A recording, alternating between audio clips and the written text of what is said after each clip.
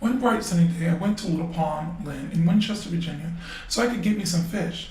I decided to take my kayak where I did not have to stand on the banks to get a fish. When I got in the middle of the river, I saw a man and a woman from the distance coming towards me. And then they were right beside me, and they rowed their boat towards me until their boat collided with mine.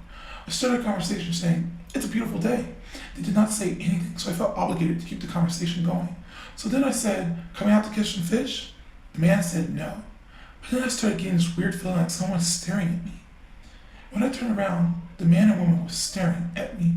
So I stared back, and 10 seconds later, they looked away. I felt so fucking weird around them, so I decided to row my boat to land. I just could not help but to look back, and there they were, looking at me.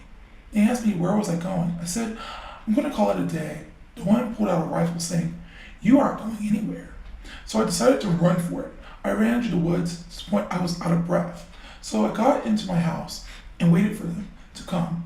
They never did, so I had to overcome the fear of paranoia. So I shut the blinds and went up to bed. It was about 3 in the morning when I heard someone saying, "Hey, are you asleep? I came back for you." I started hearing them laugh.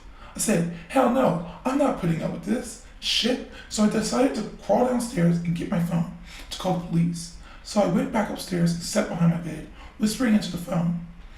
I decided to stay behind my bed, just thinking about what if they break my windows and get in, or they climb my house and jump through my window. It seemed like hours before the cops came. When I heard them coming down my gravel driveway, I leaped for joy. I ran downstairs. I told everything to them about what happened. They did a whole search. Only thing they came up with was shoe prints. 2 weeks later, I moved out.